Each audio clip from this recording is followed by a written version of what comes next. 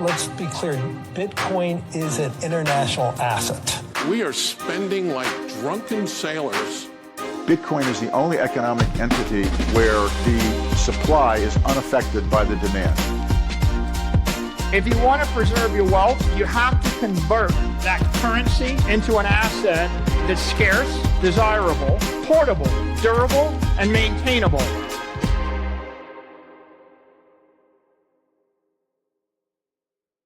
All right, thanks for tuning in to Scarce Assets. Really excited about this episode. We sat down with David Foley and Larry Lepard, and we discussed the monetary reshuffling that's underway, and that's really going to favor mutual reserve assets like gold and Bitcoin.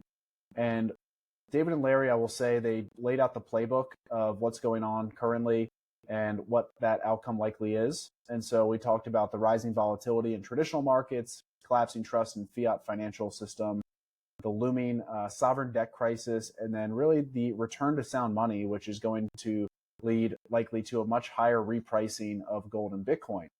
And so there were a lot of compelling takes on what might drive Bitcoin's price higher, but that really only matters if your Bitcoin is secure. And so that's why at Onramp, we provide financial services built on multi-institution custody, which we really view as the gold standard for securing Bitcoin. The reason why our business exists is because there's been over $600 billion of losses due to poor custody in the Bitcoin space. So this includes lost devices, forgotten seed phrases, collapsed exchanges, you name it. We provide a solution where you don't need to give up control of your Bitcoin to a single institution, but you also don't need, and also your family doesn't need, to be experts at managing self-custody. So we've made this really simple. You can onboard in about 10 minutes in a self-service manner. You could also work directly with our team, and we'll walk you through it every step of the way. And then from there, you have your own Bitcoin custody sitting in segregated vault that you can view 24/7 on chain. You have inheritance planning that you can set up in minutes, Bitcoin-backed loans, IRAs, buy and sell, and more. And if you need any help with making a transfer from self-custody or from an exchange, our team will even help you out with that as well. So you just have total confidence moving through the process. And the final note would be that all Onramp accounts are also insured by Lloyd's of London, and that's at no additional cost to the client. So book a consultation at onrampbitcoin.com or just reach out to me, Jackson, at onrampbitcoin.com, and I'd be happy to answer any questions and get on a call. Hope you enjoyed the episode. Gentlemen, great to see you this morning, or afternoon rather. We're recording Scarce Assets, and we're joined today by my co-host sometimes on Scarce Assets, Michael Tanguma, and then David Foley and Larry Lepard, our two guests of honor this week. Really excited about this conversation because just before we hit record, there's been no shortage of things to talk about that have happened in 2025, and it's only been 4 months into the year.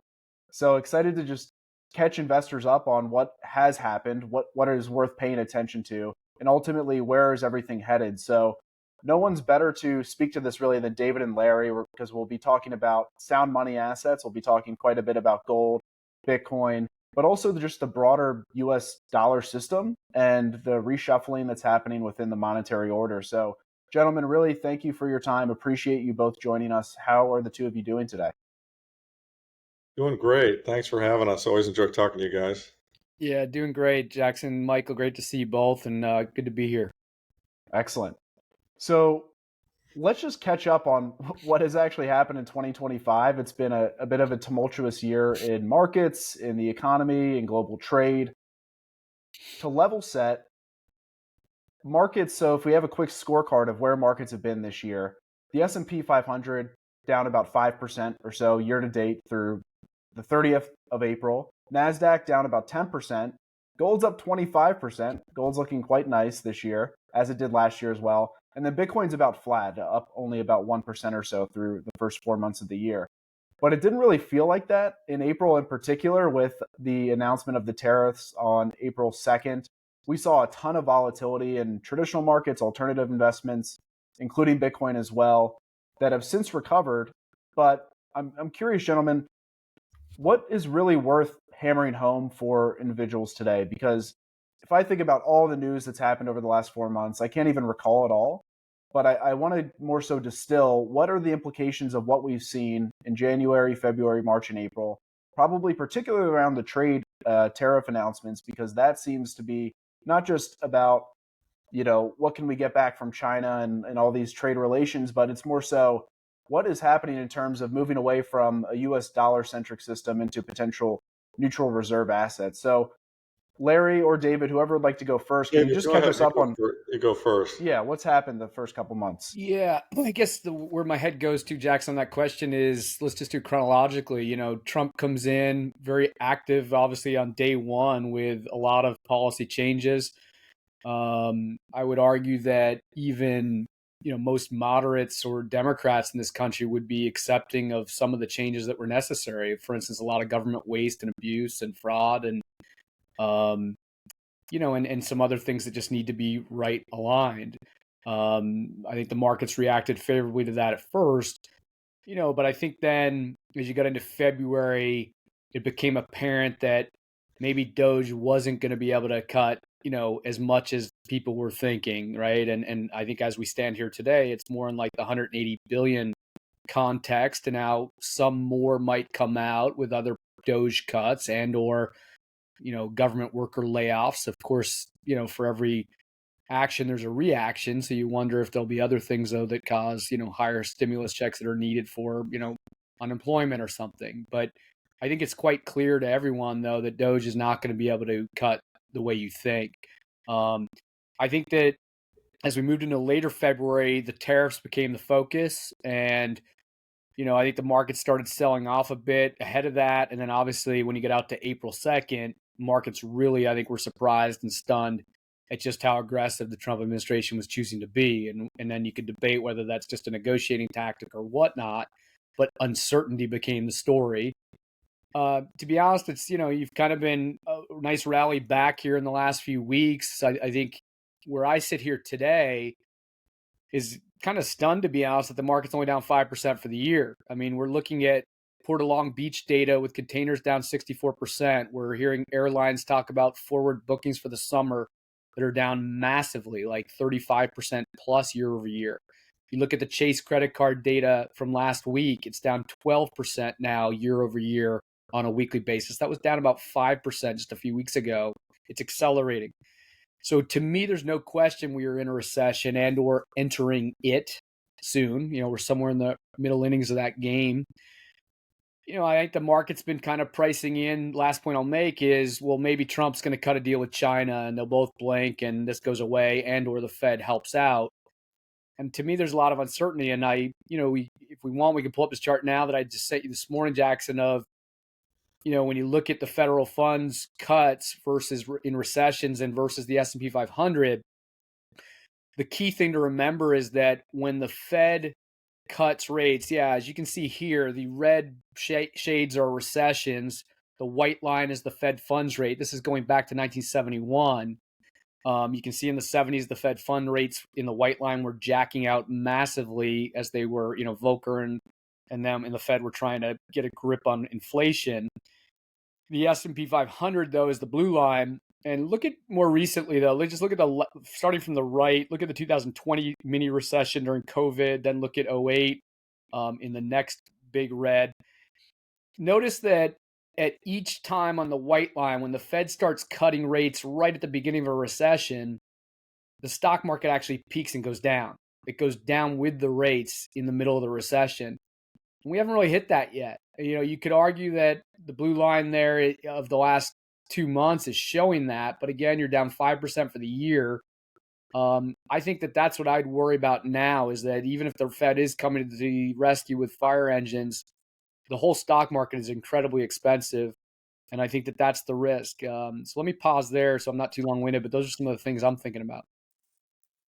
Yeah, I mean, I agree with everything David said. I would also emphasize that what Trump really did when he went with this tariff plan, kind of the Mirren Besant, plan, was he said, no more Triffin's dilemma. We are not going to be, we're willing to sacrifice our role as the world's reserve currency in order to make trade fair and to disadvantage Wall Street versus Main Street. Besant, argued that many times.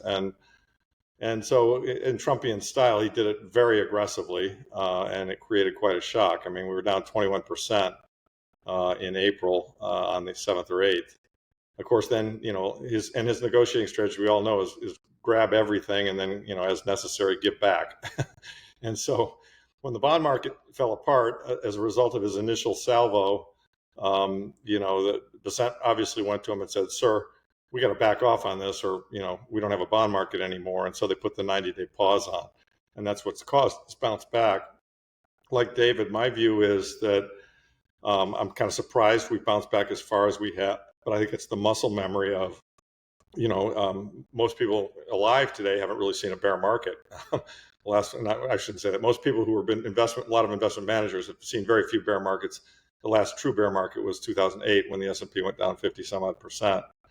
And, the damage that he did with announcing the tariffs, even if he walks it all back right now today, I think is going to do what David suggested, that it's going to slow the economy down. And the market is priced to perfection. And so I don't see how, the stock market holds together. And the U.S. economy is really driven by the stock market a lot. Bassett has pointed out that the top 10% of the population owns 84% of the stocks. The top 10% of the population also accounts for 50% of the spending. And so when you tell that top 10% that their retirement account is going down, they naturally pull in. They think, well, okay, no new car, no renovation of the house, less vacations, less restaurants, everything. And we're seeing that all the data, the restaurant data too. So I don't see how, even if he turned around today and said, "Oh, I was just kidding," which is not his style, and I don't think he'll do. I don't see how we don't have an economic slowdown of some magnitude, and that affects the stock market. And the reason that's important is that the stock market creates a lot of artificial wealth and makes people feel good and people feel comfortable. And that artificial wealth also flows into the bond market. And, the bond market is really what they're watching, what they're concerned about. Bassett has said several times his biggest concern is the 10-year rate.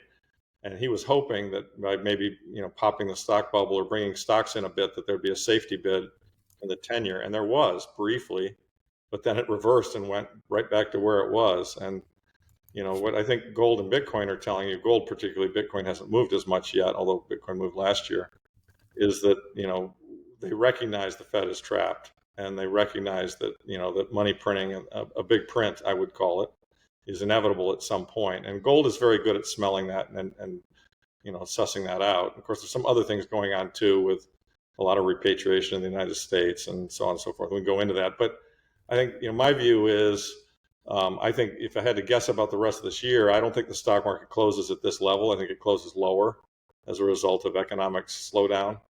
And I think Bitcoin and gold close much higher as a result of the knowledge that when that slowdown becomes apparent, we don't really know where the Fed/Bassett put is, but there is one. We know it's about 135 on the bond volatility index, as Groman has pointed out, and that at some point they will have to cut. But it's interesting. I just checked the CME website, CME Fed Futures website. I mean, the meeting, I guess it's tomorrow, right? Or 2 days from now. Yeah. Is calling for a 2.4% chance of it, because they're not going to cut this time. He may say some dovish stuff, but they're not going to cut. What I found even more interesting is June, which is 1 year out, it's still only a 27% chance of a cut. So now by July, there's a more like a 50-60% chance of a cut. So I was just looking at the same data, Larry. Yeah, 75% chance that by July 30th, finally the Fed wakes up and gets going. Yeah. Right? So as always, they're behind the curve, in terms of cutting.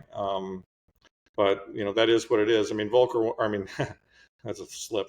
Powell wants to be Paul Volcker, and he doesn't want to be seen as the guy, Arthur Burns, the guy who caved into the president, pushing him. So he needs political cover to actually get aggressively looser. But as David pointed out earlier, even when he gets aggressively looser, if we set this in motion, if we set a downturn in motion, where I think Bassett and Trump haven't entirely thought through what they're doing is, or maybe they have and they're just willing to live with it, hoping that in 4 years it'll be better, is that, it starts off with, the financials going down and Wall Street gets hurt, and a lot of people who voted for Trump don't own stocks because the stocks are owned by the top. But guess what? They all have jobs. And, if Ford starts making less cars, then they lay off people on the assembly line. So, we're in an uncertain period, right? And interject for 1 sec, Larry. I mean, I think the thing that's interesting is, boy, what a tough position Powell is in right now, right? Because He's looking at Port Along Beach data down 64%, almost knowing it's going to be like COVID, where you're going to have shortages of a lot of goods, perhaps, right? It'll depend on how many necessities. So that therefore your inflation rates in July or August, hypothetically, could start spiking. At the same time, then the job layoffs start spiking at the same time. Like, he's going to have some really tough bridges to cross out in July and August. I agree. The only thing that's really helped him is the price of oil. Oil has come in a good bit, and that's been a positive. And that's a big part of the inflation component. But I mean, look, as we all know, the inflation numbers aren't accurate anyway. So, so it's it's kind of it's a tough situation that they find themselves in, and it's tough for all of us investors if we're trying to get all the zigzags. When you go through a sovereign debt crisis, which is what I believe we're in, there are going to be times you look really smart and times you look really stupid. I mean, we felt pretty smart when Bitcoin went from 58 to 109 or 108, and we felt a little less smart when it trekked back to 75. But, I'm pretty sure the next run is going to take it to 140. And I believe that next run is in this year, in this calendar year. How much, that was a great recap. Something that comes to mind, and I'm curious on, because I know you guys have been fighting this fight a lot longer than we have in explaining to individuals what value is and what money is, right? I always anchor back to the John Pierpont Morgan, gold is money and everything else is credit. And I think we all probably agree here, gold and Bitcoin are money and everything else is credit. This whipsawing, how much of it can persist before the market and our friends and family start to realize the emperor has no clothes? And the reason I bring that up is everything you just described in a chart that our friend Peruvian Bull had highlighted. It was about 20% of GDP, was wiped out and then brought back with a couple Trump tweets back, a few weeks ago. And you just wonder, you look at that, you think about your retirement and your capital, and you see that just completely get wiped out in 48 hours and come back. And you start to wonder, like, what is actually happening here? And do I want to rethink everything that I thought about how I've constructed a portfolio? That's really a great point, Michael. And in our most recent quarterly letter, we had a chart that showed that consumer sentiment is more negative than it's been in 35 years. So, obviously people notice this stuff, right? I mean, right now the happy talk is on, and maybe it's all going to be okay. That's kind of what the market is saying. And I know there are a lot of people calling for new all-time highs and it's all going to recover. We don't hold that view. We think that, this is going to leave a mark. I mean, there's a lot of debate about the angle of the downturn. David and I debate about that. I think it's going to be pretty imminent and pretty severe. I think David thinks it takes longer, and reasonable minds can disagree on the pace. But when you rattle people as much as they got rattled with this market move, I don't think things just go back to status quo. We're in deflation. It's all good. The economy is going to grow again. I think just to build on that, I mean, like Larry and I, what we've talked about is, like I'm looking at credit markets and trying to see, all right, are we seeing, pain picking up in the credit default swap market or in spread market? And the answer is a little bit, but it's really like wall of credit. Think of all the junk bonds that need to be refinanced. It's like 2026, 27 is when a lot of that stuff's coming due. But like, it's tricky, right? Because like, as Larry will say, like this is so much more on steroids though, in terms of leverage, the whole global economy. It's at the sovereign level, at the junk bond market level, and the leverage buyouts that have been done, in the valuations of the tech stocks, and the fact that the Citadels, Millenniums, and Jane Streets are levering up 50 to 1, doing basis trades.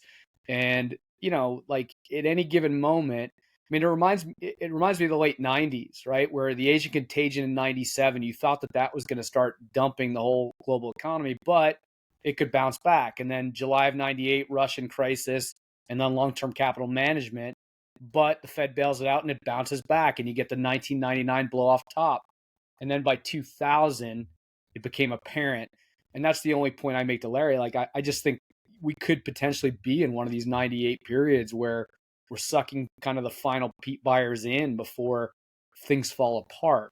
But there's just so much risk in the system, is I think. Yeah, there's a lot of leverage everywhere. And it just pointed out to me by a good friend over the weekend that, even the paper Bitcoin stuff has grown. I mean, he was pointing to how now we're trading $14.5 billion a day of Binance paper Bitcoin futures. And so for those who are kind of wondering why the Bitcoin price hasn't go up, there's part of your explanation. But people are he said that from his context in the industry, there are people shorting paper Bitcoin as a proxy for being long the triple Qs or the NASDAQ. And so they just view them as a linked trade, and they can be long the stocks and short Bitcoin. Of course, as we all know, that's the wrong trade to make. They should be just the opposite of that. But, and that's why, I think that's why when it does break, there really is a potential for a God candle. I mean, at some point that paper will need to be covered. That's why, some of the numbers that are thrown out there are not crazy, because there's not a lot of Bitcoin available on the exchanges.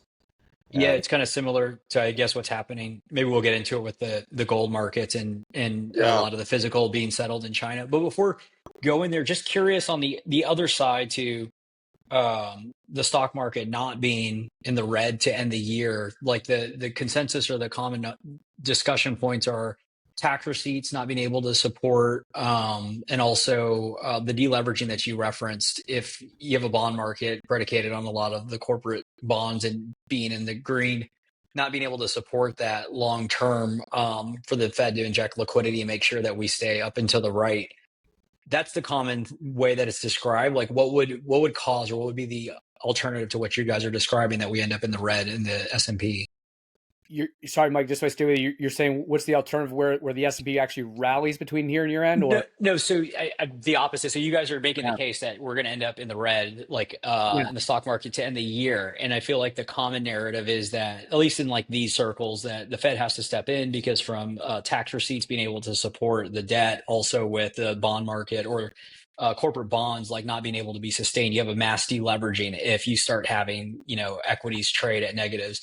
That's I think the knowledge that's explained. What are we missing on that side for it to end up in the red at the end of the year? You want to go first, Larry?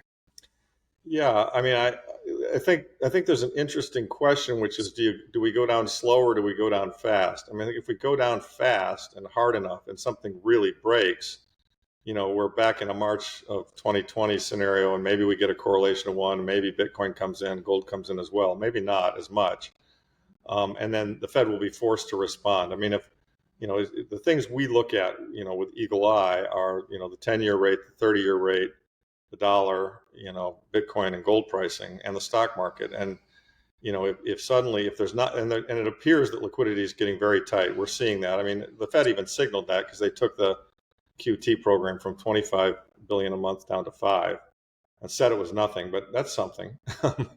And and we've had several Fed governors say we've got the tools, we're ready to respond, trying to calm the waters, and everybody's trying to quote unquote calm the waters. But if it really does break and breaks hard, if the move index goes back up to 135 and through it, they're going to be forced to do something. We don't know what that is, but we know that will be inflationary, and it will involve getting more money into the system. I mean, look, they're trying all kinds of things. I mean, they're probably leaning on foreigners to maybe term out the debt for longer terms in exchange for tariff relief. I mean, they're doing all kinds of things to try and keep our debt in a good position. But I think more and more people are becoming aware of the fact that it's not. I mean, big data point came out this weekend. I tweeted about it this morning. We're all aware of it. Warren Buffett said, we're potentially looking at a currency crisis here. And, he's about as, pro-American, pro-fiat, pro the system as it gets. And yet he is willing to, the Overton window has recognized it to the point where he will talk about it now, and said, a currency collapse is not good for anybody, So there's signs to us that that's kind of what we're looking at. But I suppose, and I think David's view would be, we can maybe just kind of keep kicking the can along and the stock market will trend down, but it won't be a disaster. I mean, to me, that's actually the hardest game for Powell to play. I mean, Powell wants to time himself out. I think he's done early next year. And I think he's hoping he can just make it there without having to do another big print. But if things break, and I think they are close to breaking, it feels that way to me, and that's what the price of gold is telling you, they are going to do another big print. And I think the problem is that at that point, I'm not sure the print helps the stock market. I mean, the print in 2008, the print in 2000, and even the print in 2020 eventually helped the stock market. It took a little while, but it did. So that's kind of how I see it. I think the only thing Just go ahead. real Go quick ahead, Mike. on David's note or Larry's note on talk about Overton window change is like I'm pulling up a quote quote from Warren Buffett's recent shareholder meeting. Said the natural course of government is to make the currency worth less over time. It's kind of an interesting way to describe what the solution for rat poisoning, what he's called for the past I feel like 10 plus years in Bitcoin. Yeah. Yeah, it was funny. I just had another conversation with a friend of Larry and mine named Walter Cabot, and we were talking this morning about that and the recap of the Berkshire Hathaway annual meeting on the weekend. And as Walter pointed out to me, it was Walter's view. I don't think he minds me going public with, but his view is like, look at in the past when Ted, who works for Buffett at Berkshire Hathaway and runs the money, along with Todd Combs, that I'm assuming it was Ted. But he bought Barrick Gold, but they held it for like a month and then sold it. And Walter's postulation is, well, maybe the government taps Buffett on the shoulder and says, "Hey, we don't like you doing that because you're signaling to the world that there's a crisis." But to Larry's point, I think Buffett was quite clear this weekend in perhaps his final annual meeting that what we're talking about. And Well, and he's a really smart guy, and I don't know what his health is at. Some said he didn't look that great at that meeting, but getting out right now wouldn't be a crazy thing for him to consider doing. Do you know what I mean? To me, it's a real signpost that we're in it, and we're getting very near the end. And when a guy like him is talking about it, Dalio's been talking about it, others. It's now widely known that there's a real fundamental problem. I mean, he cited Stein's law. I mean, I have a chapter in my book on Stein's law, which is if something cannot go on forever, it will end. And he's pointing out that the finances of the U.S. government are FUBAR, and it's not clear. I mean, there's no way to fix that without somebody enduring pain. Now, policy choices and markets are going to determine who the somebody is, but the issue is coming to a head. It appears to me. And just to finish this thought of line of conversation around markets this year, Michael, is the question you asked, and again, the way I think about it is, to me, it's quite clear that the economic data is getting bad, and I'd be stunned if the stock market is not lower in the next 4 months to reflect that. Again, whether it's Chase card data or container volume, like something's up. Secondly, to predict where stocks will be in the next 9 months, it really does simply boil down to always every year, tell me what earnings growth is doing. And the S&P 500 is looking for 13%-ish earnings growth. That's a lot if we're about to enter that recession. Can these companies play defense? Like, in my opinion, like an Apple probably can play defense by just having Chinese manufactured goods, and about 40% of all Apple products are made in China. I'm sure they're working hard to get Singapore deals and Vietnam deals where Chinese products are moving to those other places, getting stamped so that they're not Chinese made goods. You just have to over manufacture them a little bit more. And then boom, you can send that to the US or Europe. I'm sure that games like that will be played. The question is, how much does that hit earnings growth this year? To me, that's going to be the governor on where we end the year on stocks. But to be sure, this economic data for the next 4 months is getting dicier by the week. And I think that's going to be the challenge for stocks. One last point, as Buffett talks and as Larry's talked about in his book, I think our thesis is that all roads lead to gold and Bitcoin here immediately. And we'll get into this. But to stay on point, like just the Fed is going to be forced to come back with more large ass. Deficits will increase during a recession. And ultimately, your sound money assets are just so undervalued, whether it's looking at Dow to gold ratios, whether it's looking at, gold, silver, and Bitcoin are only 1.4% of global financial assets. In 1980, those were at 8%, gold and silver at that time. Sound money assets were over 8 to 9% of global financial assets. Like just everything's coming this way as the print happens. And as Larry says, when the big print happens, it's going to be apparent to every institutional investor in the world that they are trapped and they have no choice, and you're going to see a massive rally. The bond market is going to really throw up at some point because, as Groman says, they are the sucker at the table. I mean, a 30-year Treasury bond is just not going to hold any value compared to what you put into it, and that's going to become a problem. I mean, as we all know, they've got a roll between 7 and 9 trillion this year. Unfortunately, the 2-year rates are staying relatively tame. Although even the 2-year rate would imply that the Fed should be cutting, right? Yeah. So. No, those are all fantastic points. I want to get into them in a bit. One thing I wanted to go back to was the Warren Buffett comments. And David, it ties into what you said about the Barrick Gold position. That was it a tap on the shoulder to not worry investors about the coming debt crisis and currency crisis? But I think this ties into, and I want to hear your take because you guys know better than I would. So the trade policy ties into quite a bit of being pro-gold, pro-neutral reserve assets, in the sense that gold is one of the few things that's exempted from tariffs. And I believe both of you, also Luke Groban, have spoken to the idea of the financial asset window closing, similar to how the gold window closed over 50 years ago.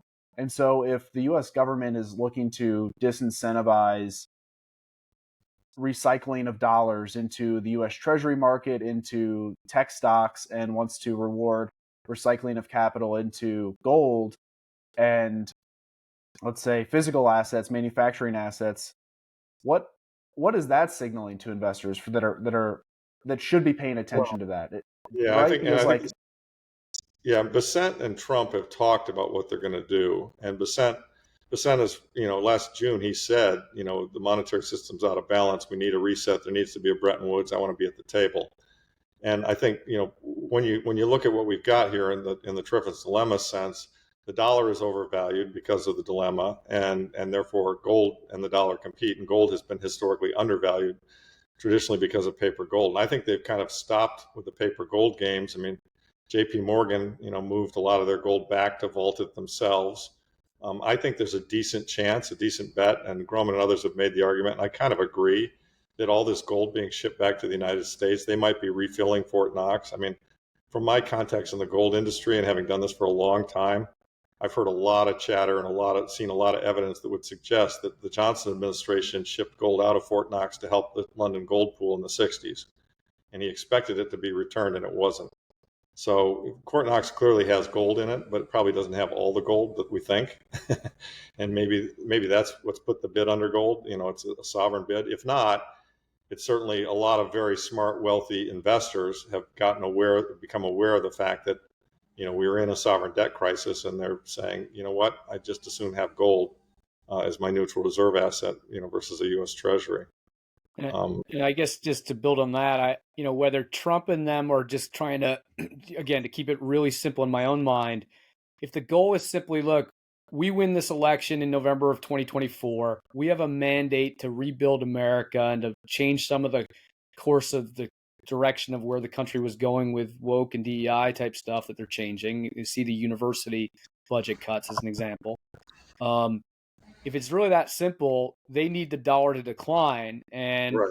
gold, trying to drive a bid in gold is one great way for them to do that. And as Larry said, you see JP Morgan sending 4.8 billion of gold back to the United States here, I believe, in the first quarter. You've seen other anecdotes to Larry's point, whether Fort Knox might not have as much gold, that Germany twice in the last 20 years has asked the United States for some of the gold that they parked here after World War II. They've asked for that gold back. They want to take it back into their own coffers. And in each case, it took like several weeks, and they never got more years, yeah. And they never got the original gold back that they had placed here in terms of the invoice labels on it and all that. So, there's a lot of question marks, but I think it could be as simple as just like, look, let's depreciate the dollar and rebuild America. If that means the stock market has to decline a bit and Americans have to consume less and become savers again like they were in the 1950s in this country, so be it, because we need to buy treasury bonds here. Let's come over the top, I think they're thinking, and approve things like stable coins with a stable coin bill because they buy T-bills, stable coins do. Let's lower the SLR ratio for the banks and deregulate the banks so they can buy more treasuries. There's our answer to the shortage of foreign buyers that aren't buying the bonds like they used to, because, again, since the Russian invasion of the Ukraine, the foreigners have really aggressively dumped treasury bonds. And if we're not consuming as much going That forward, was then that was really an inflection point. I mean, up until that point in time, there had been a strong correlation between real interest rates, and and inflation and gold, and you've seen those two now separate. I mean, real interest rates have bifurcated from the gold price, and what it tells you is that people really recognize that gold is sound money, and it's a big, deep, sound money market, and Bitcoin is sounder money and better over the longer run, but it's not as developed yet. So, it's to me, it's very clear that what's happening here is a sovereign debt crisis, and we don't know what they have up their sleeves, to try to keep the system going. I mean, one other thing that I think is interesting, somebody pointed out, was that the Brookings Institute, put out a paper talking about how they would maybe the Fed would maybe preemptively give swap lines to some of the large hedge funds that are players in the basis trade. And the basis trade is a mechanism that the government uses to sell, debt to people in the hedge fund industry who are scalping a small difference between current price and future price. And they lever that up very heavily. And, the basis trade blew up in 2020, and Ken Griffin got bailed out because Bernanke was on his board of advisors, and I'm sure he made the call, to the Fed, and said, to Powell, and said, hey, if you don't bail these guys out, I mean, Citadel, I think is 20% of total volume. It's a huge number. 25% of all stock market volume goes through Citadel. That's the source of that is Ken Griffin himself. Yeah, and so they are trying behind the scenes to keep the plumbing going and to deal with this, the Stein's law of, the debt getting larger than the underlying GDP and money supply. And they're going to pull out every imaginable trick in the book and call it, say it's not QE, but ultimately they have to do some form of QE. They have to print more money. They have to inject liquidity in the system. I mean, there've been talk. I mean, I think Groman pointed this out that, arguably they're doing foreign QE. Like, okay, Japan, you buy more of our bonds, and we'll give you low-cost swap lines to do it with. So that our bond market is the vulnerability. It really is, and that MOVE index tells you, in the 135 level, there's a great chart of the MOVE index that shows that the 135 level is the level at which trouble really begins to develop. Excuse me, just one second. Yeah, and just to take the baton from Larry there, I think that. Again, I think what we're describing, I guess, is this is a highly complex system, and the Trump administration could possibly pull, this thing off, but we worry that it takes like going to get a needle in a haystack to land the plane where you get the external revenue service to be the real payer of taxes, and we're cutting taxes here in the U.S. and the supply side economics takes off, but the tariff thing plays out. In my opinion, I think even they're starting to realize that's going to be difficult. And, they're trying to do brain surgery here with a hammer and a chisel when you need an intuitive surgical robot to do it. Because in a complex system, what you thought was an independent variable ends up turning on you quickly and is really a dependent variable, and stuff falls apart. And you saw that in 97 and 98 with the Asian contagion leading to some Russian issues that then leads to long-term capital management. And I think that that's the point. We just think something will go wrong during this brain surgery process, which forces the Fed to have to come in massively with fire trucks and bazookas or whatever your analogy is, and really just kind of bail this thing out. And I think it's just a matter of when. How is that 3 months? Is that a year and a half? I don't know. But we're highly confident in the setup for gold and Bitcoin and how these things are going to play out. When you take a couple of years, I mean, we have like 100% confidence. In the shorter term, it's a little harder to gauge, but it appears as though we're getting to the point that's really important. Could I ask you both your thoughts on so I pulled up a chart while we were talking about China China versus US, this monetary reshuffling.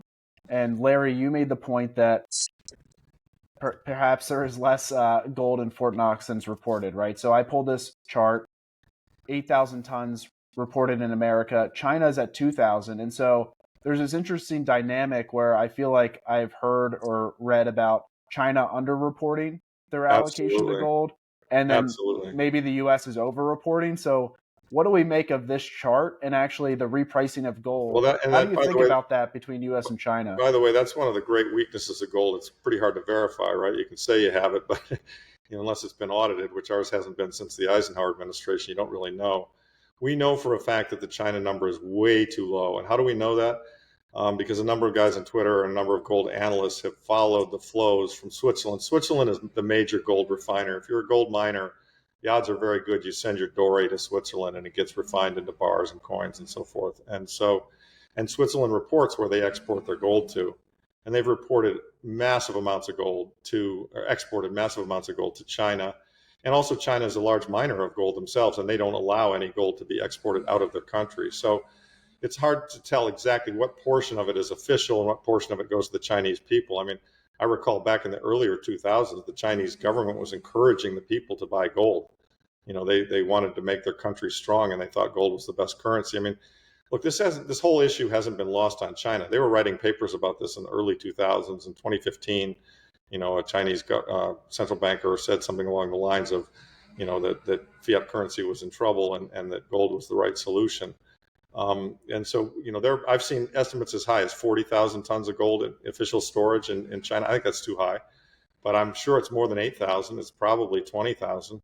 The data coming out of Switzerland suggests that strongly. So, and if we were to reset to a gold standard, the number could be, it's like, where do you start? I mean, we're still at very, very low numbers if you take, total gold value as against central bank balance sheets. I mean, we're in the 12% area. And, in history, I mean, when the Fed was established, the rule was that gold balance had to be 40% of the outstanding money supply. That was actually Sir Isaac Newton's rule back when he set up the Bank of England back in 1698 or whatever. But, so we'd have gold is, in my view, got to go to 5,000 to 10,000. That's just like jacks for openers. And to really, in a crisis, in a full-fledged crisis, it could go much, much higher per ounce.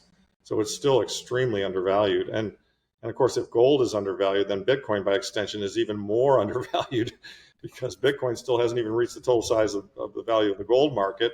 And Bitcoin is a superior asset to gold because it's got less flow compared to its stock. So, yeah, you can see it coming, and it could be quite traumatic. And that's frankly, that's why I wrote the book, because I just feel like so few people see this, and average Americans, everybody is going to get hurt by it. And the only way that one can protect oneself is to have these sound money assets. Well, and the other thing is, there's definitely correlation with the fact that the BIS is allowing gold to be a tier 1 capital asset now. It used to just be largely dollars and treasuries. So that's been part of the big driver of all these Eastern central banks and Southern central banks buying it, in addition to then the BRICS, where, the Shanghai Gold Exchange was established to help the BRICS country blocks led by Russia and China to create their own trading system. Think how we have NAFTA or NATO as an example. And as they set that up, I think the goal was to make sure each country that was at the table of the BRICS has 5% of the reserves in gold.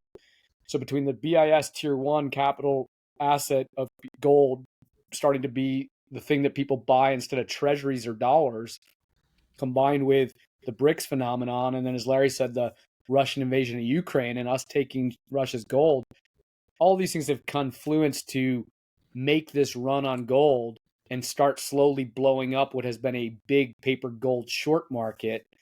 And again, we've talked about this in the past in other places, but the London gold pool blew up in the late 60s, 67, 68 timeframe. Kind of reminds us of that a little bit. And it was a lot easier to have paper gold out there, shorts, because theoretically people aren't calling for that physical gold every day. It's a lot harder to have paper Bitcoin short out there because people, can turn on a dime on that thing and it can tighten up very quickly. So I'll pause there so I'm not long, but I think that, there's a lot of interesting things going on in both the gold space and ultimately in Bitcoin. Yeah. So could we talk? Throw something out. So do you guys see an opportunity where they can thread the needle of recapitalizing this deleveraging with gold's repricing, and then also the thing that I know we're going to get to, but haven't fully talked about is like, I think of Bitcoin today as like, like putty, like just not very valuable or in their toolkit, but it's going to turn like liquefy into like gold where it can truly kind of get integrated into all these different assets we're talking about that potentially going to, delever. And the angle I'm coming at it from is, we can go back from its inception to like post financial crisis, but more than likely, or would like to just go back 5 years. And we think about MSTR coming about in 2020 and the financialization of, really financing, bringing capital markets, BTC to the US. You have the ETFs in 23, which it's something I've naturally thought about, but Groman's the only other person I've heard talk about how it was a little inorganic on how the ETFs were finally approved. They put the overhang of the GBTC kind of lawsuit, but it was really always a little strange that the ETFs with Coinbase and knowing institutional capital allocators, they don't really want to face Coinbase for a very long time. And then they just were okay with everyone parking all the, majority of the ETFs sitting there. You have, Cantor. And so you have MSTR, then you have the ETFs, you have Cantor, or not Cantor, but you have Tether in between that, sucking down treasury markets for, or demand. That's growing. Cantor is getting involved. The gold gold's, you show those charts where we're repatriating gold to the US. And then integrated in all that is you mentioned the BIS tier 1 capital in the US, the relaxing of custody rules, and this knowledge that you're going to have to put, some amount of treasuries next to BTC. That you could see like this playbook forming of the thing we haven't talked about is Bitcoin at 500K or $1 million, where it actually starts to like help in deleveraging, whether it's bonds, equity markets, and other assets, where it seems like the one angle where there's something that could help in help from the deleveraging. That we know these guys are smart. We know they have a playbook. They've signaled that there's big moves for Bitcoin to be had, and then we're seeing the last part in all of this is there's the playbook that Saylor's been out there. He reminds me a little bit of the reverse SBF. Like if SBF was the black hat, Saylor's the white hat, and saying, I'm going to open the playbook and I'm going to show everyone, globally, but really US with the capital markets, bring your Bitcoin here to the, publicly traded companies. And this will help in that story of re-leveraging and what you referenced in the growth, kind of decreasing with this recession. Just anything there that you see could actually play out and helping thread this needle where you don't have this grand crisis. Obviously, they'll have to print. They're probably setting up for that, but where gold and Bitcoin can help the system kind of stay afloat. Larry, you want to go first? Yeah, I mean, I think Basant gets it. I mean, he said he was a gold bug, large gold holder. It's 40% of his portfolio. I think he believes in Bitcoin. I mean, the bit bonds are a great idea. Judy Shelton has talked about a gold-backed bond. I mean, I think what needs to happen, and it may not be where they go first because governments tend to resist the right solution at first. But what needs to happen is these neutral reserve assets need to be much higher in price compared to the government debt, and the GDP needs to be much larger compared to the government debt. And Basant has said he's not going to revalue gold, but governments, until it's denied 3 times, you don't know if it's true, right? I mean, I think they could do a gold reval at some point, and that's what they should do and they need to do. And it would also involve a Bitcoin reval. Just so we're clear on that so people know, I mean, it's for 2 reasons you and I have talked about that. One is so that you can repair and improve the balance sheet at the Fed to be able to do more Fed help. Number 2, you need to inflate your way out of this debt to GDP problem, right? They need inflation. Exactly. And it needs to be, sadly, it needs to be pretty damn high inflation. And it's going to be painful. There's just no way to avoid that. But, as I argued in the book, do we want to endure, slow drip pain for many, many years trying to hold this broken system together? Or do we want to rip the Band-Aid off and do a reset but know that on a go forward basis, we're not going to have fiat money, plaguing us anymore because we're going to be on a sound money standard. But the problem, the thing that makes it tricky here is that this isn't China. We don't have a dictator, we have a democracy, and you need political cover to do those kinds of things.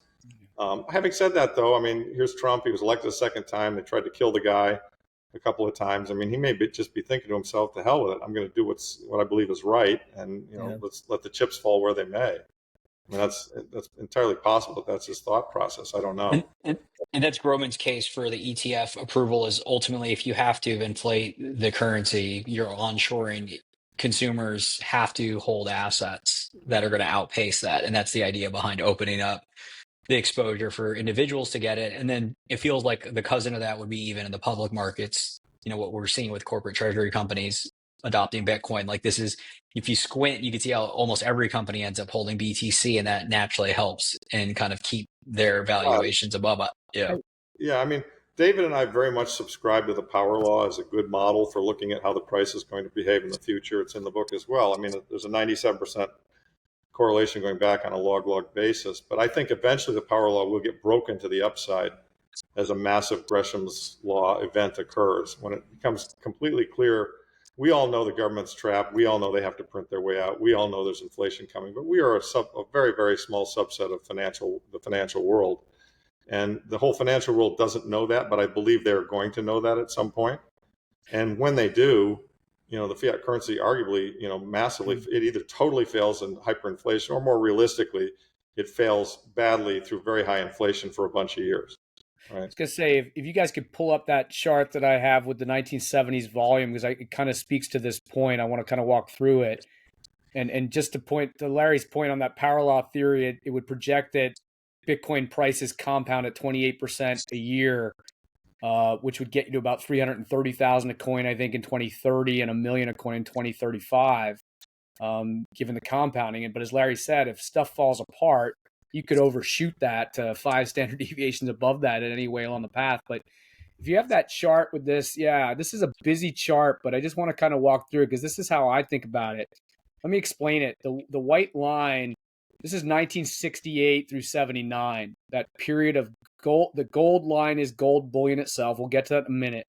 The white line is the S&P 500, and these red and greens are just kind of the drawdowns. We'll walk through it chronologically. The blue line is the Fed funds. So let's walk through 1968, the Vietnam War, the Great Society stuff like Social Security, Medicare. There was inflation. Incidentally, by the way, Buffett closed his fund in and around this time, kind of like he's getting out now, perhaps. But I think that has more to do with age now. But if you look what happened, look at how volatile, first off, on the S&P, the white line. Look how volatile, down 38% there in that 1970 beginning of the recession, and then followed by the red line up 75% from 70 through 72, then down 48%, 73 through 74, then a rip of up 72%, 74 through 76. Well, what was going on? Look at the Fed funds rate in blue.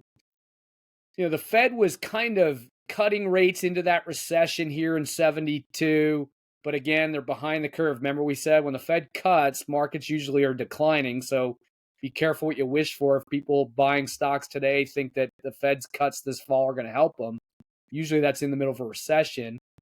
And then they were having to raise rates there in the 73, 74 because the inflation was spiking. Look at that 48% drawdown then from that Fed raise. And then they cut rates too soon, as we learned, right? They cut, and again, there went the stock market as they were cutting. And then Volcker comes along finally and begins ultimately him taking Fed funds to 10%, but he ultimately took it to much higher, near 20 in 1980. I point that out because, one, good God, the whiplash of the volatility in the stock market in the 70s, and be careful, and the Fed being behind the curve, and the Fed didn't know what the hell was going on. And then look at gold, though. The steady compounder up 8x during that period. The miners up even more. Our view is that gold and silver and Bitcoin will be that type of steady window. And I point this out because I think what happens is when you get this inflationary period, just slowly but surely institutional money realizes, boy, we got to have some more exposure to the inflation hedges like gold and Bitcoin and sound money. And we're at 1.4% approximately today, gold, silver, and Bitcoin as global financial assets. Gold was less than 1% in 1970. It ended up again over 8% by the end of that decade. I think something similar like this will play out with the Fed kind of unsure what the hell they're doing, whether they should be raising rates and being tight with policy on QT, whether they should be cutting and being behind the curve. I think your stock market, like you've seen here in the last 2 months, can be volatile. But I think your sound money assets, And we're there today where, again, gold, you look at Bank of America survey on institutional holdings of gold, it's less than 1%. You look at same thing with Bitcoin, it's even far less. And we're kind of in these early 70s moments right now, and it's just a matter of how things play out. But to be clear, it's a much more leveraged system. Debt to GDP was 35% back here. It's 120% plus now. You didn't have 50-to-1 levered basis trade hedge funds out there. You didn't have the junk bond market that has done what it's done to leverage. This is going to happen faster, quicker, more volatile. But I think the 1970s are worth studying because, these type of movies will probably be seen again. Yeah, that's an excellent analysis, David. I didn't quite realize just how volatile the markets were. And it's particularly kind of funny how Bitcoin is often discredited for its volatility. But this is, at that time in the 70s, the US equity market was probably in line in terms of its volatility profile that Bitcoin is today. I'm curious what will need to happen in terms of that shift where you mentioned, what's the number right now? 1.4%? Approximately. If we use around a 10 to 12 trillion gold value, or call it a 2 trillion Bitcoin, and silver's less than a trillion, you're out of 900 trillion of global financial assets on Jesse Meyer's chart. So it's about call it 1 to 1.5. Okay. I'm curious in particular around the Bitcoin, since we've talked really in great detail about gold. And one thing I am still struggling to parse out is just the relationship between China and the United States and their gold reserves, because Larry mentioned perhaps it's 20,000 tons, maybe it's more. The reported number is 2,000, so it's potentially 10x or more what's reported. And then the United States has 8,000 tons reported in Fort Knox. And so you have these two competing superpowers at the table for the monetary reset. But then you have Bitcoin, which has been dismissed by China, at least to our knowledge, and they banned mining in 2021. And the United States hasn't been that supportive of Bitcoin over the past couple of years, but that tune has totally shifted with the Trump administration. And now Bitcoin, the narrative is starting to shift in favor of it to be a risk-off asset, to be a geopolitical hedge. So how much of an edge could the United States have over China and other adversarial countries if they continue to take a more Bitcoin forward stance? What are your thoughts there? I think a big one. I think that the establishment of the strategic reserve is huge. But don't consider the Chinese to be stupid. I think they've probably changed their view on Bitcoin. They may be mining it. They may even be accumulating it. We know that Putin gets it, and they are mining it and probably keeping it. I think it's only a matter of time till everyone realizes that it's the winning asset. But it is safe to say that until recently, I think China had made a big bet on gold, and they were very negative on Bitcoin. As you can see, as a result of the Bitcoin, they threw the miners out. Yeah, and I think just to add on, I think that I think there's many reasons why you need to have as much gold and Bitcoin and silver as possible for your governments, because when you get into these type of inflationary periods and or something more like Weimar where it's global this time, because this isn't just the US, this is global 50 plus years of leverage. You could argue 100 years, but 50. And to have sound neutral reserve assets, sound money assets, is critical on the other side of any potential crisis, because then you can actually have people that have faith in your Chinese yuan or US dollar. That's why there's a little bit of an arms race to come grab these sound money assets. I don't know if you want to go ahead here, Jackson, with this. No, I was just pulling that up to support what you were describing, and Dave and Larry were, in terms of just amount of debt compared to gold and Bitcoin. Yeah, and it's just tiny, right, relative to money supply and relative to that global debt. And again, as we talked about earlier on the Jesse Myers chart of relative to global financial assets, Bitcoin, gold, and silver are teeny weeny. And I think that what happens is, just as you get those tipping points, we, the Bitcoiners and gold people, that people kind of laugh at a cocktail party, like, yeah, you're missing the Mag 7 run. But it's like, no, suddenly our stuff becomes the interesting assets over the course of 5 years. And because all that institutional money is slow to come in, think of the 300 trillion of bond money that will not want to own T-bills that are yielding 4 to 9%, let's say, because inflation's running hotter. think of even stable coins that people are buying that are yielding 4 to 5, 7%. Those are basically just bonds. People aren't going to park in stable coins. They're going to move rapidly out of stable coins into Bitcoin and gold itself. And so I think sovereign nations have to have those neutral reserve assets so that people have some belief and they have some credibility in any crisis and or on a global reset of their money supply. And so we're just still early. I mean, all of us Bitcoin and gold people were way early. I think when this thing gets rolling, people are going to be stunned. I mean, just absolutely stunned. It's going to be the largest transfer of wealth in the history of the world. And it's because, there's a fundamental, paradigm change taking place. And, thankfully, Bitcoiners and gold people are early to the party. We get it. Some of us were way too early. We suffered for the last 30 years. But the point is, the Bitcoiners haven't suffered only, much at all. They've just had drawdowns from time to time. But the point is that, that the times there are changing. I mean, the Mag 7, is massively overvalued. They're all massively overvalued. And, as a result, people are going to realize that these assets perform better. I mean, the thing that will continue to, I think, make Bitcoin and gold take off is that all investments compete with all other investments. And to be frank, the U.S. stock market has done pretty well for a long, long time. With an occasional drawdown, the smart thing to do has been to buy the dip. But if we now have, tariffs, supply chain disruptions, I mean, just things like labor costs, the longshoremen got a 6-year, 10% a year wage increase deal, last fall. So, the good times of increasing margins and labor losing, in my view, that's changing.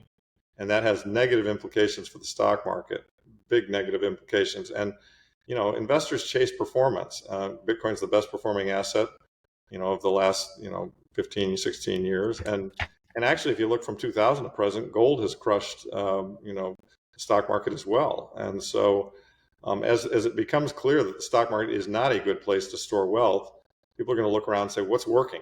And gold's working, Bitcoin's working. Gosh, why don't I have some assets there? I mean, one thing I think is really interesting, I think will happen at some point. I talked about a friend with this the other day. How long will it be before some poor investor who went to his financial advisor and said, hey, I should buy some Bitcoin, and the financial advisor shat all over it, right? So no, that's a really stupid idea. And the investor says, great, I'm going to get an attorney and I'm going to sue you for the loss, because you misadvised me, because this is the best performing financial asset in the history of investing. And you told me it was rat poison. Do you know what I mean? And at that point in time, every financial advisor is going to realize, holy shit, we got to be smart about this. You've got to own some of this. I mean, the implications of that are just unbelievable. I mean, it's still, it's hard for people to think of because they still look at it. Now, all my friends say, well, gosh, you bought it for 10,000. It's, 85 or wherever it is now, 90 something. I'm too late. But what they don't understand is Michael's comment that it's going up forever, Laura. Hope you're enjoying the episode as much as I enjoyed recording it with David and Larry. Just real quick, if you're getting pretty bowled up on the future of Bitcoin, you of course need to make sure that your Bitcoin custody is secure and you have an inheritance plan that's reliable for you and your family. Or perhaps as the Bitcoin price appreciates, you want to be able to tap into liquidity such as Bitcoin-backed loans. Feel free to reach out to me, Jackson at onrampbitcoin.com. Happy to answer questions, get on a call. A lot of people don't know, but you can also land up on our website and you can complete onboarding self-service in about 10 minutes. And we work with folks domestically in the US, but also internationally as well. And the final thing is, if you're not ready to work with us and don't want to shoot me a note or sign up, I would encourage you to check out our research, which you can sign up on our homepage as well. We're going to be publishing a really valuable report on the convergence of gold and Bitcoin and why both of them are going to persist into the future as we see both these assets reprice. And so that'll be dropping on the newsletter here pretty shortly. So make sure you hit subscribe on the Onramp Research newsletter. Now back to the show. That's an interesting aspect we brought up with like institutional allocators when you think about pensions and intermediaries of like, they'll reference the history or not ready to look at it. It's like, well, are you prepared for somebody to question, your credibility that you don't have an actual view or a coherent view? The other thing that you referenced paradigm, Larry, and there's something to the paradigm shift is it really can't be underscored in how different the environment for somebody to recognize gold or Bitcoin as money or as stores of value. I don't know if I'm sure you guys do this once in a while. If you go to the grocery store and ask somebody, just getting a sentiment check, like, what do you know about Bitcoin or whatever? I do this when I get my haircut. I'll just naturally start talking about things because, all of us are probably not some of the best dinner guests, depending on where you're at. You start talking about the world and everything's fine. You were talking about just like things that would be a little naturally controversial.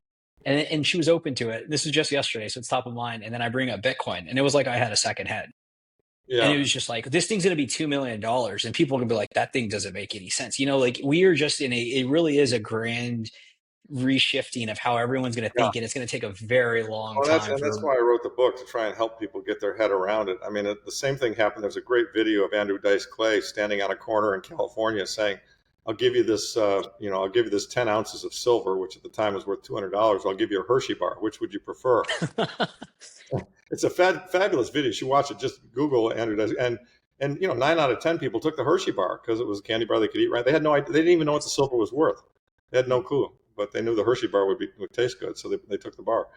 Yeah, it's sadly, a lot of people don't think about these things, and in their defense, the monetary system was well enough managed, particularly up till 71, that you really didn't have to think about these things. That you just kind of assumed. I mean, look, the dollar hasn't been a great store of value since its inception, but still, the chart in my book I like the most is the one where it shows what happened after 71, and that's when the age of inflation began. And it's waxed and waned, but now we're kind of very much in that compounding end game. And people would better figure it out, or they're going to hit upside the head, because what they think is money is not going to be money in the future. The market is going to tell them differently. I'll give you. Sadly, go ahead, Michael. I was just saying, sadly, there's an order of operations to that, because as we all went through this, when you determine Bitcoin has some value, you're usually very defensive in the positioning, and it's 0.1 or 1% or 2%. Right. And it takes a long gap between recognizing that as your store of value. And so there's just so much like time between that. And that's why part of this discussion was how gold and Bitcoin are going to persist much longer than both sides that are usually at odds with each other would like them to. They just are going to be integrated into this whole kind of new world. Well, and I think that, it's interesting. I was at a neighborhood kind of block party this weekend, and one of the guys was reading Larry's book, and he just kind of came up and asked me some questions. And he's a smart guy. Worked in the financial services industry in Boston before he retired. And he was just asking me kind of like, well, I get what you guys are saying, what Larry's saying, and this and that about Bitcoin and gold. And you could sense the skepticism still of like, do you really want to own gold versus equities and Mag 7? And as I think about it in my own head, like as Larry said, it makes sense. Like for 40 some odd years, reflexively, it's been your right decision to go buy equities. And maybe that continues. But I think what changes now is it's 50 years of debt, parties throughout the world. And now we're at 120% debt to GDP. There's a demographic cliff coming at you vis-a-vis the boomers that are on average about 72, 73, and their Medicare and Social Security checks are coming due faster and faster. $3 trillion a year of U.S. Treasury refinancings have to do with $3 trillion a year the government's having to spend now on Medicare and Social Security. They're going to have to issue debt to do that on top of the refinancings that they're already doing. And I think that people are cavalier about that.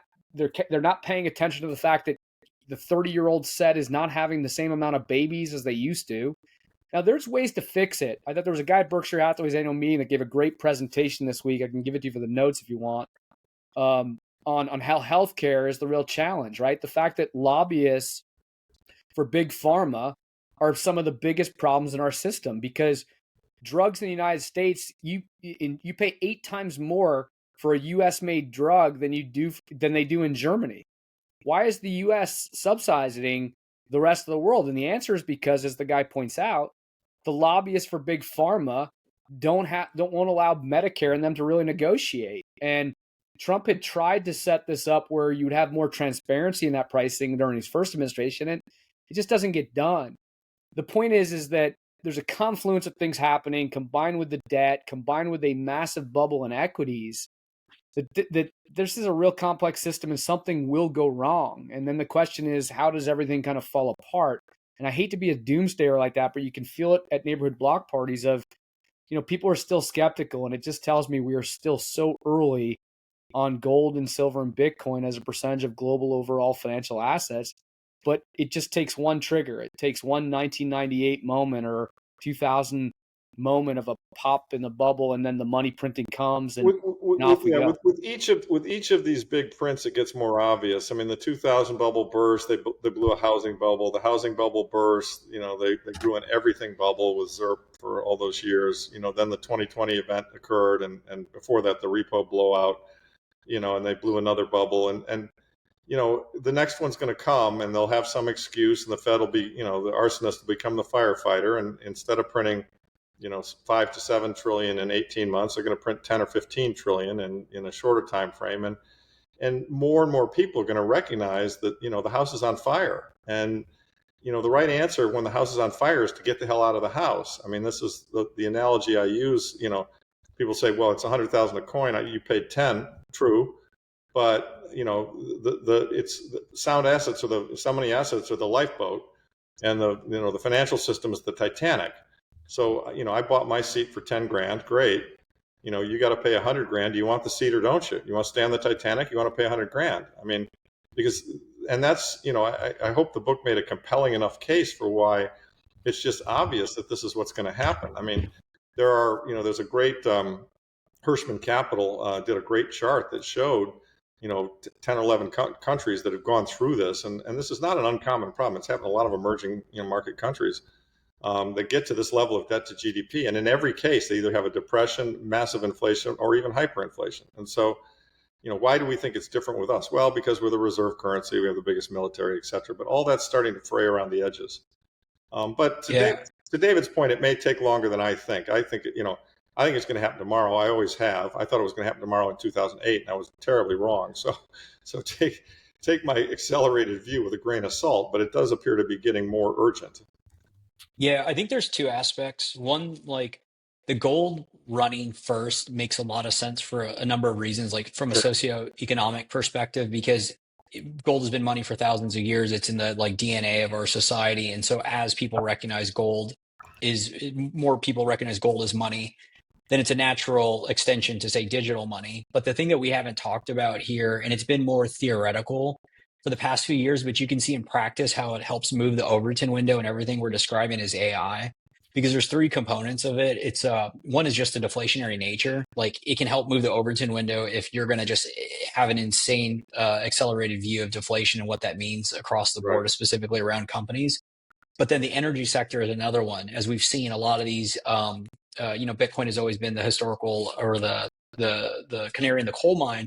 Well, it's been this for the energy sector, right? Because, the Bitcoin producers are out there looking for the lowest cost of energy, and now the AI is using them as the people creating the data centers or running the data centers are looking at where their footprints are and saying, oh, that's the lowest cost. Now I can set it up. So that's another angle of energy. And then the nuclear side of it, where you start to intertwine those markets. And then the last one is digital money in a digital world. If all of this stuff is changing so fast, I think that's going to help and people be more receptive to, well, maybe there's this new currency. It'll help in that intertwining, but it's a brave new world. And like you said, to folks at your block party, it's going to be a scary one as well if they're not educated. And maybe the right word is it's just a really enhanced volatile world, like we were showing in the 70s, because of the confluence of factors of we're at the end of a 50-year debt cycle. You've got demographic changes. You've got technological changes with AI, like you're saying, Michael. And on the one hand, AI will benefit society on so many levels, right? When you can have robots working 24/7, not just 2 factory shifts a day, suddenly there's more Nike supply of sneakers. The price of Nikes come down from 150 to 75. All sorts of benefits of oil perhaps being more efficient. Therefore, we're watching the price of oil go down. Having said that, what is the cost of labor? What happens is there a need for universal basic income? I mean, I'm talking to business school friends that are senior guys at Amazon and Shopify.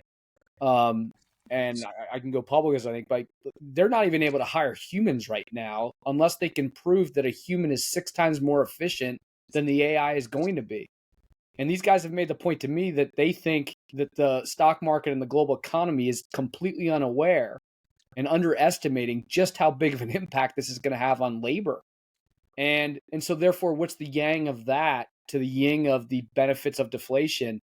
And so again, to us, all roads lead to the need for money supply, because you cannot have deflation when you have a debt problem like we have. Deflation's the devil.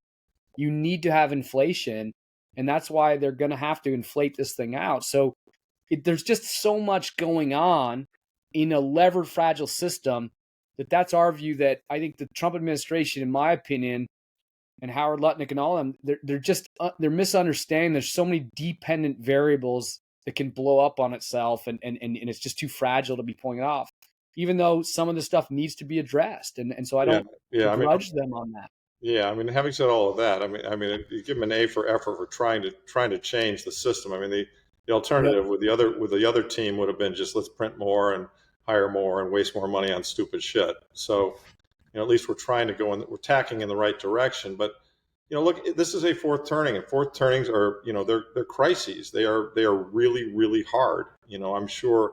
I mean, I remember hearing stories about from my grandparents about the 30s and the World War II and all that sort of stuff. I mean, it was tumultuous. I mean, and it left the country in shock. I mean, in the 50s, the great fear was there was going to be another one. And with the Cold War and everything else, I mean, it was brutal. And I'm sure the Civil War veterans had the same feeling. And the Revolution, the American Revolution, was a fourth turning, and a lot of the people who were revolutionaries ended up getting killed and lost all their property, and their families were murdered. I mean, it's horrible. I mean, a fourth turning is a very disruptive event. That's not being a doomer. That's just observing what's happened historically. That's why, in the book, I argue for, the smoothest way for this fourth turning is to educate everybody that we need to do a monetary reset, and then to just do one. It's as simple as that. I mean, we don't need to kill a lot of people. We don't need to have a big war. We just need to return to sound money. And if we do, things will get better. I mean, that is the bright side of the story. And that is that when countries have had hyperinflations or high inflations, when they return to sound money, things repair themselves pretty quickly. I mean, most people just want to go to work and live their lives and get paid a salary, take care of their family, and live in a fair system. This system has become massively unfair. And everyone gets it, and that's why you've got these warring political tribes fighting each other, because things are tougher, and they know it, but they can't put their finger on it. And again, that's why I wrote the book, was just like, guys, you're all missing the big picture. If we fix the money, these other problems will fix themselves, right? And just one other, just to make sure I'm balanced here in my view, because I probably sound too doomsdayer. I mean, there are scenarios where the guy at the block party is right, that stocks can go up, because I suppose, if I were being generous, it is a more software-oriented society. SaaS business models make good profit margins, and maybe those businesses can survive in an inflationary environment better than 1970s industrial-style businesses that had no pricing power and had a lot of capital intensity. So things can go right, but I think, again, our view is it's a complex system, and debt is debt and math is math. And the compounding effects are such that so much more and more and more money printing needs to happen, that's what's ultimately going to drive gold and Bitcoin.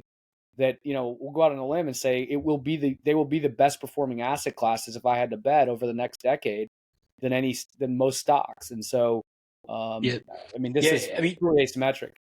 Yeah, and I think to take I think we all agree on the deflationary nature has to happen. There is going to be a repricing of assets. I think, Larry, one or two pods ago that you joined, we ended with talking about what are we looking forward to, and I referenced like accountability, and it's like what sound money brings back to the world. I just think about like meritocracy, and just the value produced is how you get rewarded.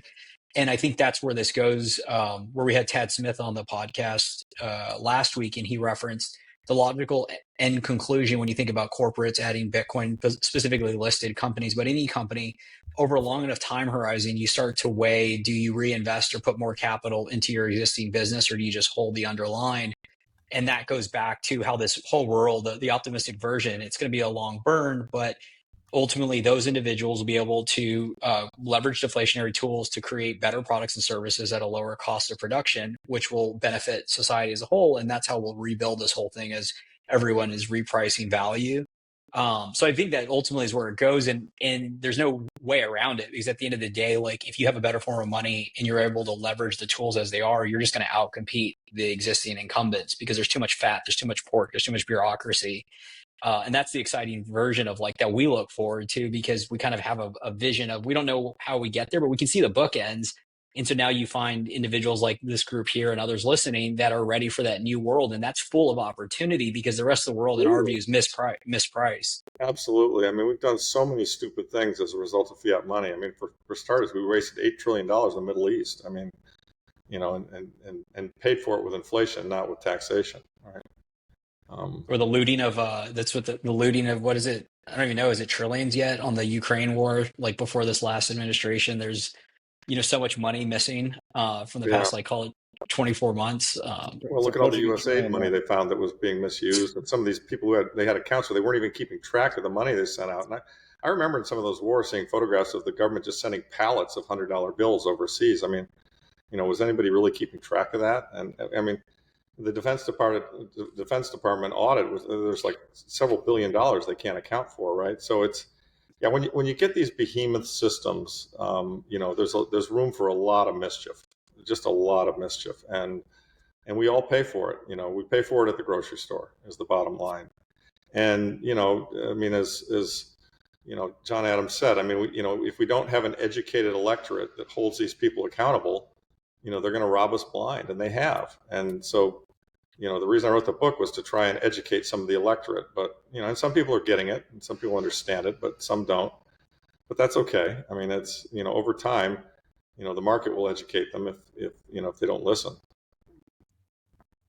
What's been the biggest surprise? I know we're coming up on time. What's been the biggest surprise since the book's been out? I know you see the different showings and a lot of the road shows you've been on, but what's some of the highlights? Well, for me, I don't know. I'd like to think it might have jumped into the mainstream now, but it hasn't. I mean, everyone tells me it will, but I would love to, get a Rogan or a Tucker or a CNBC appearance, just because I knew that Bitcoiners would like it, and they do. That's not really the audience. The audience is everybody else.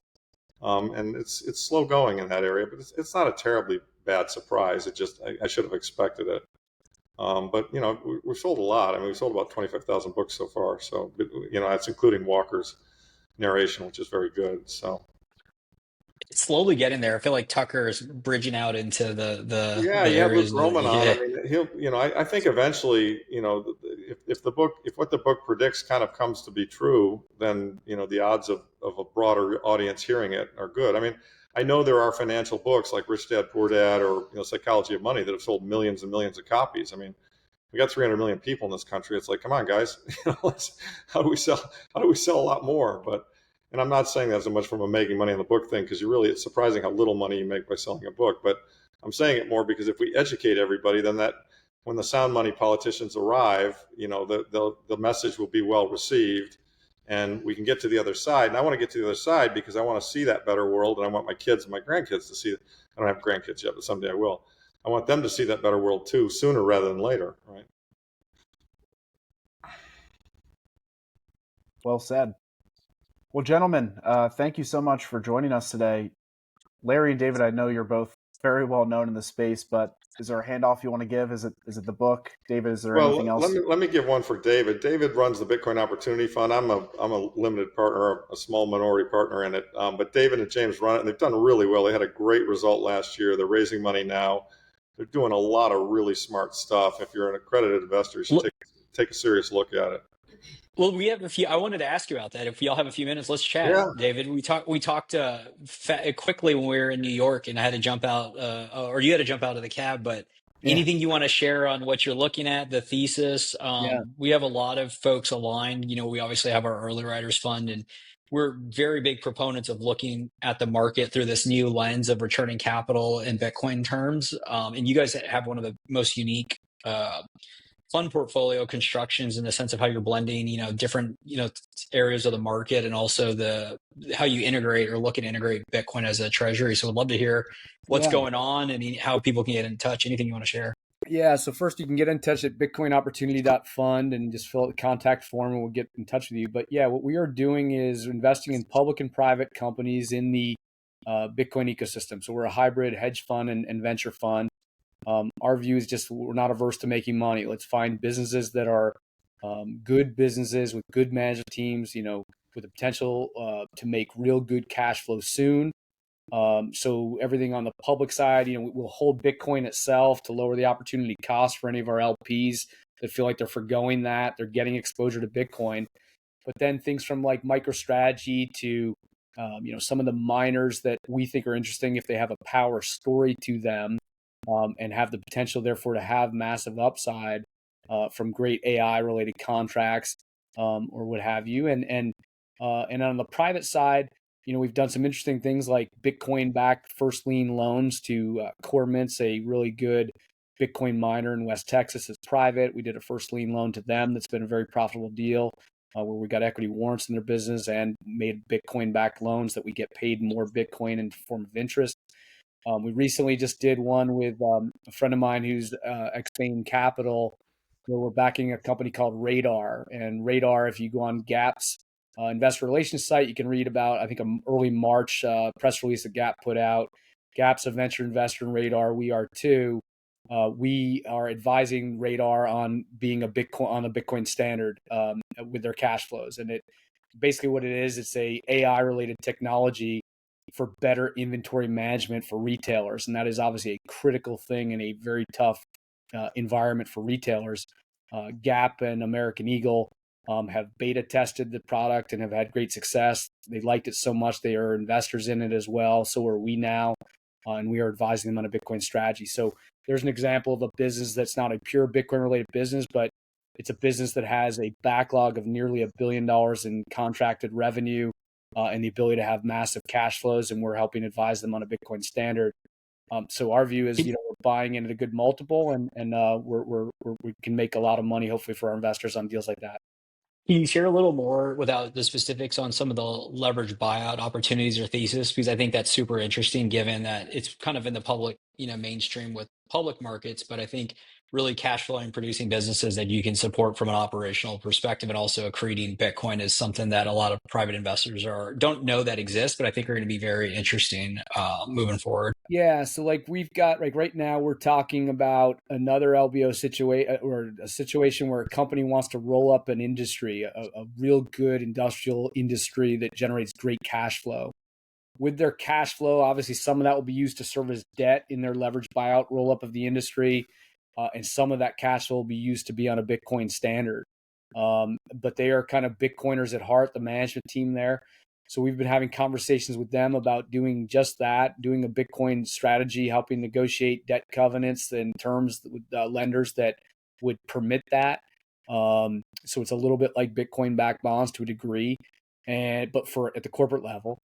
And this is being able to buy in at 3.5 times acquiring businesses that if you grow scale of this industrial service business into many, many locations, private equity folks are paying about 8 times for scale businesses. So if you can buy into a business at 3.5 multiple, sell it at 7 to 8, have a Bitcoin strategy along the way that works within a debt construct of a leveraged buyout, that's interesting to us, and we're happy to be advisors, given our debt backgrounds of structuring these leveraged buyouts as well as being Bitcoiners. So I think these are some of the unique things we're doing. Yeah, we have some overlap in our private client base. Obviously, we'll be discreet, but there's somebody I can share. He's a little bit of a wild card, but Josh McNeil is a good friend, and he's been public, I think, on Twitter about investing. He's a client of ours and been loud about it. We got to get you guys, if you're interested, involved in the guild, which is a mix between our fund and Onramp private. So it's just everyone in an application talking about private deals. What's happening in the market could be a good opportunity to share kind of deals you're looking to source additional capital, and then also some investors. So we can send you details if you guys are interested. They probably love to have you guys involved. That'd be wonderful. Love it. Anything else before we wrap? We really appreciate the time, as always. Yeah, the big print. Buy the book. It explains it all. Send it to family members. Buy the book. I think most people listening get it, but it's for what it costs. What is it? 15, 25 to $25 on Amazon. You can paperback, 26, I think, on hardcover. And it's just such a good explanation, I think. I mean, to me, like college kids can read. I mean, even high school kids. It's just a great 101 level where Larry really broke this thing down to first principles. And I just think it's an excellent read for anyone that's not even has an economics background. It's a great explanation of the situation where we find ourselves. Yeah, there's very few places to point someone to an individual resource, and the big print is certainly one of those. So thank you both for all the educational efforts.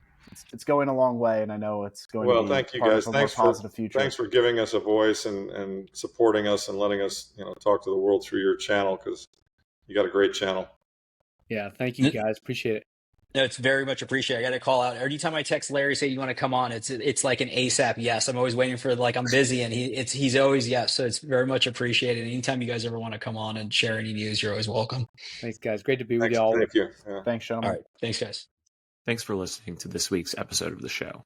If you found the information valuable, please share the episode with a friend or leave a rating on your favorite podcast app.